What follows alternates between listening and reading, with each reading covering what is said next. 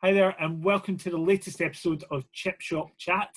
I'm Stephen Lepitak, editor of The Drum, and I am joined by two more entrants into the Chip Shop Awards who are going to talk about the work that they have produced, and I will ask them to introduce themselves.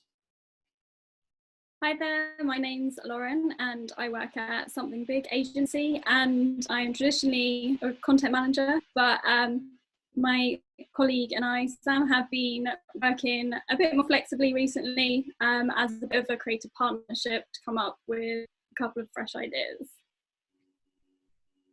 And I'm Sam Hennig. I'm a creative strategist, but as Lauren says, our roles are relatively flexible really at Something Big. So we kind of get to work across a lot of different things.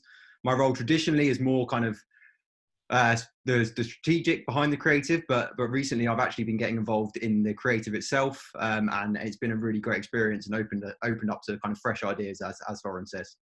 Well, thank you both for joining me to talk about your entry into the Chip Shop Awards. Sam, can I get you to talk about what is the piece of work that you've entered? Yeah, so what we've entered is basically a concept for WWF. And what we wanted to do was basically look at how we link the problems with climate change to what is more traditionally the WWF outlook, which is kind of specific species. But obviously biodiversity is hugely important when it comes to those specific species. So we created a concept that actually that kind of moved away from their more traditional stuff, which is species in particular, and removed any imagery of any animals or anything like that from it, and actually used the animal's voice instead. So we created a concept which is called Love Letters to Humanity. And basically what it does is it gives the animals a voice to speak to us as humans and say that they need us. And it's written in a way that suggests a love letter, a traditional love letter, but actually it turns that on its head.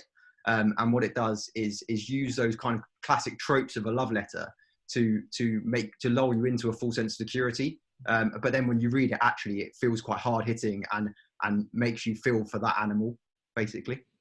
Lauren, can I ask, why did you choose this as a subject to tackle?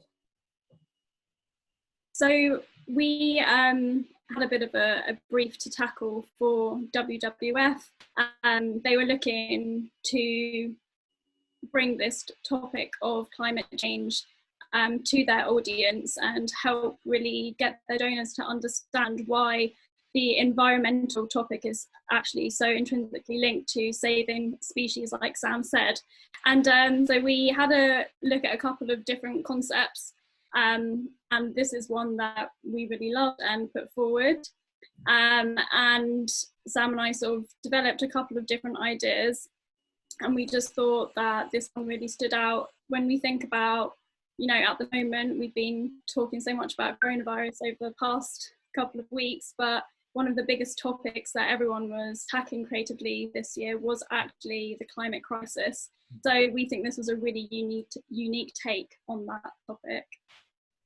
And you've entered it, one of the categories you've entered it into is best use of honesty. Well, why did you choose that one, Lauren?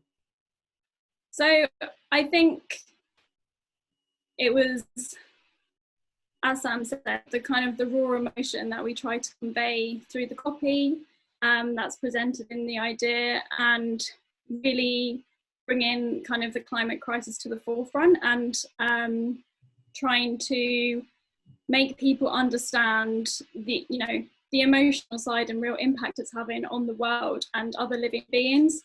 So that use of honesty in terms of, you know, presenting people with this quite lovely sort of appearing love letter, and then once you start reading the words and understanding that you are not only the cause for the destruction of this animal's habitat, but you're also possibly the solution to saving their existence. And I think having that really kind of big realization is very hard hitting, and, you know, an honest look at how we are both the problem and the solution here.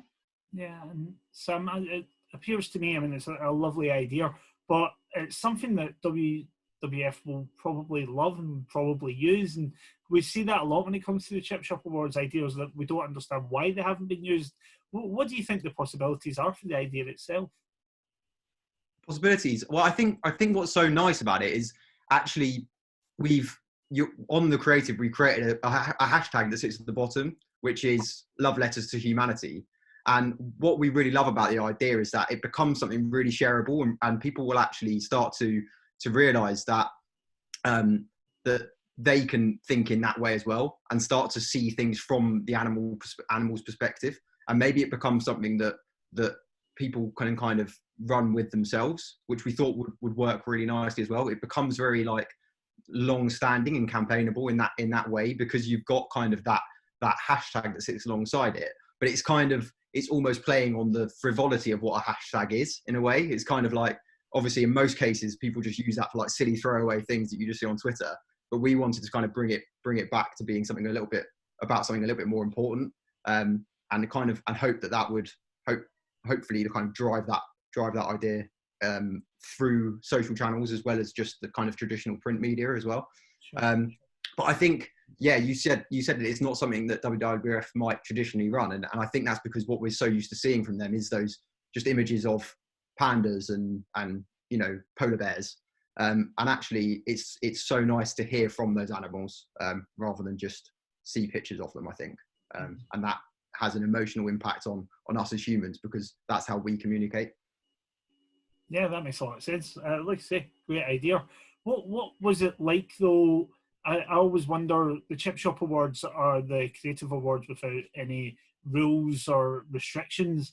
What was it like working on a brief that was absolutely, you can do what you like? How different was that for you, Lauren? How different was it for you? I think Sam would agree that we kind of embraced that freedom with a lot of passion, and I think for us, having no constraints is actually quite a luxury. Obviously, we all know, especially in this world, that sometimes it can be, quite restrictive and difficult working to, a client's sort of asks. But when those are taken away, it's quite interesting to see where your mind goes and what different approaches you can take. And especially, this idea of not using the animals is something that maybe wouldn't have necessarily come if we'd, followed guidelines perhaps, or the more traditional imagery that WWF use. I think we also, try to also kind of bear in mind things that are important to the brand as well, and play with that in a different way. So for example, their iconic logo, we still thought that's really recognizable, and how can you put that into an idea that isn't, using a really captivating photograph of an animal, but still is really distinctive. So I think you can see from our love letters, we've got just the, black logo at the bottom there, and everyone knows that logo, and it just shows that you can still use the heritage of the brand to convey an important message, and have maybe slightly more sort of a rustic copy, and to draw an audience in and still associate it with an iconic brand. And I think having the freedom to do that is how we came up with a very different idea for them. Obviously, kind of exploring the idea of climate change and the climate crisis, there's a lot of sort of shock tactics being used, and a lot of very visual sort of huge mounds of waste or melting ice caps, and we wanted to just come at it from a different angle and look at it from a more emotional side, and having the freedom of such sort of like an open brief, as you described it, is what led to this this concept. Right. Well, the nominations will be announced in the coming weeks, so good luck to you both. I hope to see your names attached to some of those. And thank you for joining me in the latest episode of Chip Shop Chat. And thank you to our audience for joining us as well. Plenty more of these to come.